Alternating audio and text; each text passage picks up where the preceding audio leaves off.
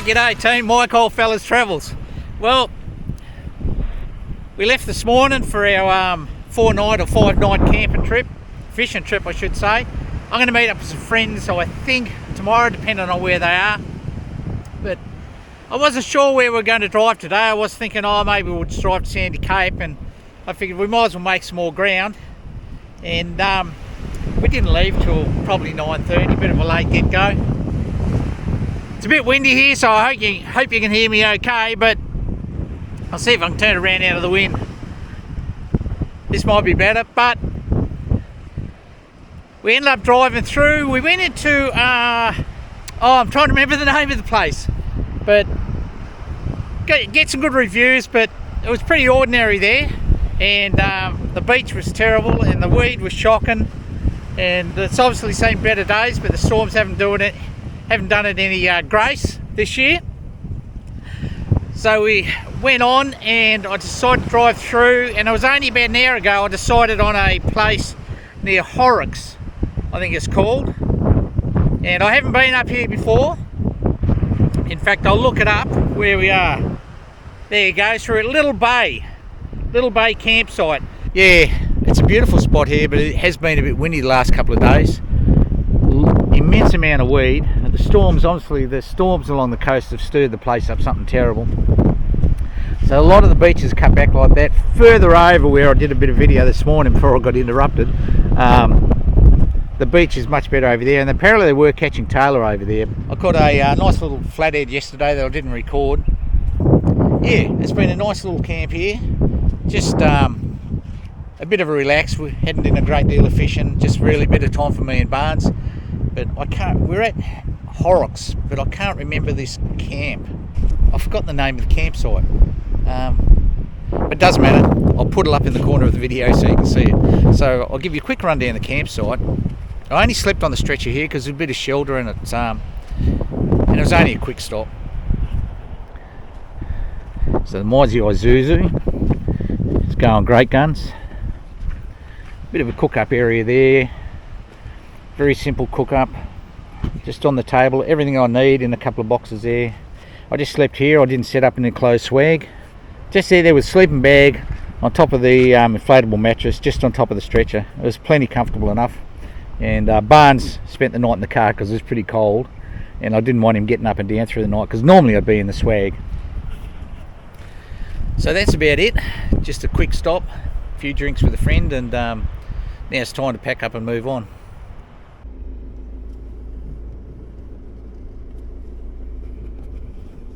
Yeah, so I had the trip away. The video should have been up on the weekend just gone, but there were some complications, so to speak.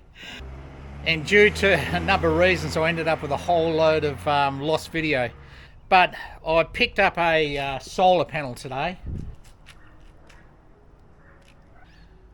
But there was a massive sale on it. I got it really, really cheap. They were flying off the shelf and out the window. There was about 5 other people in there buying them when I was in there, and they had a big trolley of them, and you could just see the stack going down as I was there. They were extremely cheap, just too cheap to pass up for 150 watt.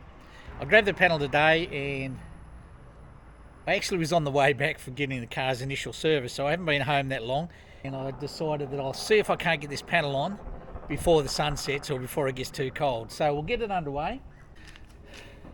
So I've only just pulled the panel out and set it on the roof to see how it fits, and it looks like it's going to be a pretty good fit.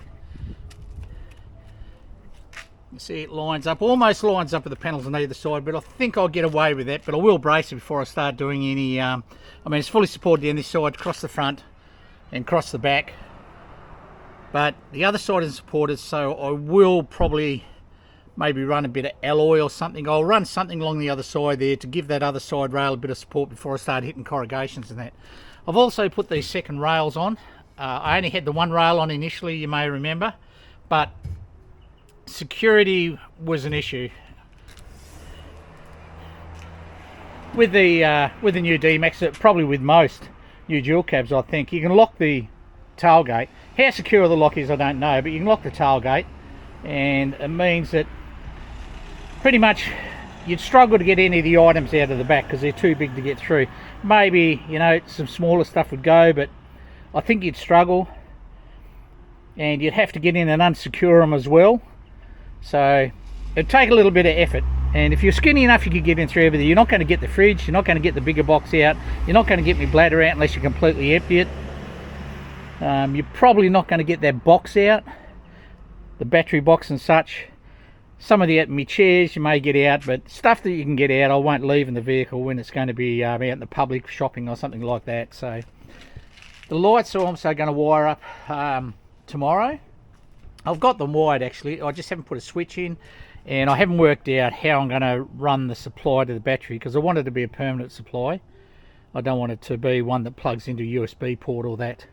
So I'll work out how I'm going to do that. It's possible, this being only a temporary situation, once the canopy goes on within the next 12 months, this will all change. So in about 8 months, guys, keep your eyes open. There's going to be some cheap sales, because the fridge is being sold as well, because the next fridge I want to be a 60 litre Engel fridge freezer, or I might even go the next size up, but I need a fridge freezer. So let's get underway, guys. It's going to be good to have a panel on this, so I can keep that damn battery charged. But let's get on with it. No more jibber jabber, and see if I can get it done before the sun sets. What's the time? Oh yes, 10 to 5. Okay guys, it's the next day. I worked into the night and got it all done, but it was too late. It was dark and there's not much light near the front there. So the solar panel's on, it's working. We'll have a quick look at it. It's pretty easy to put on. So you can see there it is mounted there. Fits up there pretty well. Fairly simple mount points. I think we're good to go, but it's working pretty well. Actually, where's my phone? It's not a super bright day, but the battery's fully charged now, so it's in float mode. But you can see, I'll just show you here. You know, it's definitely generating power, but it's in float mode at the moment because the battery's 100%. So yeah, it's all working good. The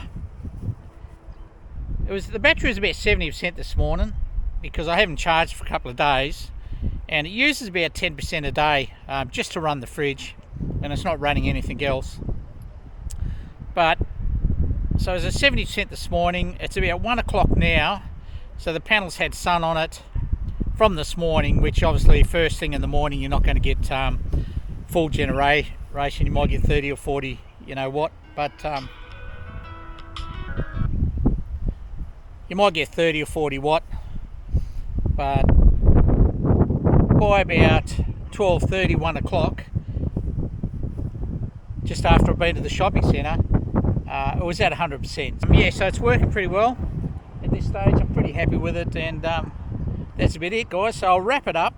It's going to be a bit of an odd episode, this one, I know, because it started off as a fishing trip.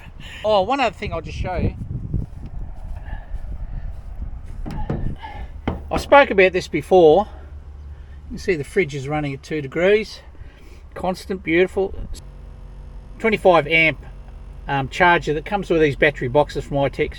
Well, these are very good. Like, they work really well, and I like the idea you can have some priority on whether you want it to be DC or solar. But I don't think I'm going to, at this stage I'm not putting DC charging for the alternator into the vehicle. I'm going to see how much I really need it, because I also have the ability to charge on 240 volt, and normally when I'm out bush long term, or when I'm on a trip and doing a lot of remote camping, I generally take a generator. So I'm not using this, and it's not because I don't think that it's a good unit. It is a good unit, but you can't monitor it. And even with the shunt, I've intercepted the earth, you know, so I've opened this box up and I've taken the main earth that comes off the battery and I've run it through the shunt on the other side, which I spoke about in a previous video, but it still doesn't seem to show the input from this, you know. I don't seem to see the input from this going through the shunt, whereas I've gone to the Victron MPPT, and I've just bought the cheaper one, the 120 amp, and I can monitor that. So I can monitor the shunt and I can monitor that, and I've just mounted it there. These aren't IP67, they're only IP43, but I've just got it on Velcro there, and I've got a Anderson plug on both ends. So from the solar panel, Anderson plug, and I've got an Anderson plug on the output into the PV end of the battery. The battery input. This is PV here. Into a power in, power out Anderson plug connection on the battery box. So that seems to be working pretty well. I don't know. I've got this so I can remove it if I need to. But I think I'm just going to put a cover. I'm just going to drop a bit of canvas, I think, over it, and just to keep any weather out of it. And I think it should be fine. So that's about it. It's coming along slowly. Like I said, I'm going to take it very easy with this one. I don't want to, go and do configurations that I'm going to be changing later on that I'm not happy with. I don't want to spend a lot of money in the early stages like I did with the Cruiser, and then realise, a year later, I really didn't need to do those modifications. So that's about it. Let's wrap it up. For the people that subscribe, thank you very much. For the new subscribers, thanks very much, guys. For anybody that likes the videos, makes a comment, I really appreciate it. And that'll do for this episode. Take it easy, team. Be kind, be humble, be good to your family and other people. Try and keep a smile on your face. It's not always easy. And have a couple of beers if you're inclined. All right, team. See you later. Take it easy. See you in the next episode, eh? Yeah, mate.